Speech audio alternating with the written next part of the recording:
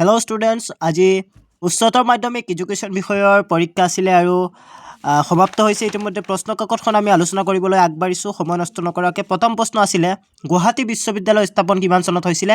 1948 চনৰ 26 জানুৱাৰী তাৰিখে। দ্বিতীয় প্ৰশ্নটো আছিলে, the name of the first secondary school of Assam is Cotton কলেজিয়েটো লিখিব পাৰা, নহ'লে গুৱাহাটী ছেমিনাৰীও লিখিব পাৰা, দুটাৰ ভিতৰত যিকোনো এটা লিখিলেই হ'ল।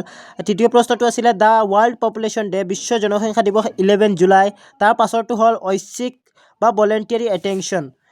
ইয়াৰ পৰৱৰ্তী প্ৰশ্নলৈ আমি আগবাঢ়িছোঁ। পৰামৰ্শদান মানসিক স্বাস্থ্য বিজ্ঞানৰ ডেছমূলক কাৰ্য, নিৰাময়মূলক কাৰ্য, আৰু ইংৰাজীত 2-3টা আছে ওপৰত উল্লেখ কৰা, ইয়াৰ ভিতৰত যিকোনো এটা লিখিলেই হ'ল। তাৰ পাছৰটো হ'ল এফ, ডেছ কেন্দ্ৰীয় প্ৰৱণতাৰ স্থানসূচক জোখ, এইটো হ'ব মাধ্যমা আৰু ইংৰাজীত হ'ব মেডিয়ান। তাৰ পাছৰটো হ'ল, the insightful method of learning is based on gestalt হ'ব গেষ্টাল্ট থিয়ৰী, এইটো ইয়াৰ উত্তৰ হ'ব। তাৰ পাছৰটো হ'ল, attention is not a mental power but a mental activity, ই এক মানসিক প্ৰক্ৰিয়া হ'ব, ডেছত হ'ব প্ৰক্ৰিয়া আৰু ইংৰাজীত এক্টিভিটি। পৰৱৰ্তী প্ৰশ্নটো হ'ল in which year was the protection of women from domestic violence bill passed, কোন চনত মহিলা ঘৰুৱা হিংসা সুৰক্ষা বিলখন গ্ৰহণ কৰা হৈছিল? ইয়াৰ উত্তৰ হ'ব 2005 চনত এই বিলখন পাছ কৰা হৈছিলে। পৰৱৰ্তী প্ৰশ্নটো তোমালোকে বুকত চাই ল'বা, এইটো অলপ দীঘলীয়াকৈ লিখিব লাগিব। ইয়াৰ পৰৱৰ্তী কে নম্বৰ প্ৰশ্ন যিটো হ'ল, ইয়াৰ উত্তৰ হ'ব 11। তোমালোকে ঘৰত আকৌ চাই ল'বা কৰি অংকটো, ইয়াৰ উত্তৰ হ'ব 11।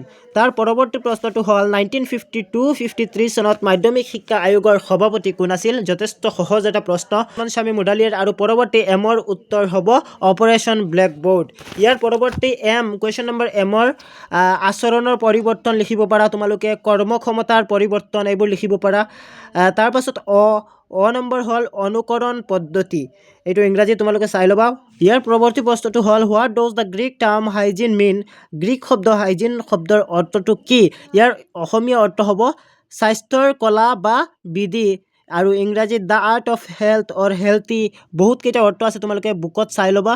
পৰৱৰ্তী প্ৰশ্ন কাকতখন চালে বুজি পাবা যে 2 নম্বৰী যিবোৰ প্ৰশ্ন আছে যথেষ্ট সহজ আহিছে, আৰু কুৱেশ্যন নম্বৰ বি যিটো হ'ব 10+2+3, এইটো হ'ব অলপ বহলকৈ লিখিব লাগিব। আৰু প্ৰশ্ন ডি যিটো আছে, all open education is distance education but all distance education is not open education, এইটো মই মোৰ পৰৱৰ্তী যিটো ইম্পৰ্টেণ্ট কুৱেশ্যন দিছিলোঁ তাতে এইটো উল্লেখ কৰি দিছিলোঁ। যিসকলে পঢ়ি গৈছা এইটো সহজ আহিছে, কমন পৰিছে, নিশ্চয় দেখিবলৈ পাইছা। আৰু বিশেষকৈ প্ৰশ্ন কাকত যথেষ্ট সহজ আছিলে, যিসকলে বুক ভালকৈ পঢ়িছে 100% কৰিব পাৰিব। কোনে কিমান নাম্বাৰ লিখি আহিছা তোমালোকে কমেণ্ট কৰি জনাবা।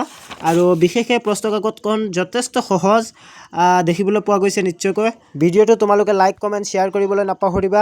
আৰু পলিটিকেল ছায়েন্সৰ গুৰুত্বপূৰ্ণ প্ৰশ্ন তোমালোকৰ লাগিবনে নাই কমেণ্ট কৰি নিশ্চয় জনাবা। মই পৰৱৰ্তী ভিডিঅ'ত লৈ আহিম পলিটিকেল ছায়েন্সৰ গুৰুত্বপূৰ্ণ প্ৰশ্নকেইটা। গতিকে চেনেলটো যদি এতিয়াও ছাবস্ক্ৰাইব কৰা নাই সোনকালে ছাবস্ক্ৰাইব কৰি লোৱা আৰু কাষত থকা বেল আইকনটো প্ৰেছ কৰি দিয়া। Thank U.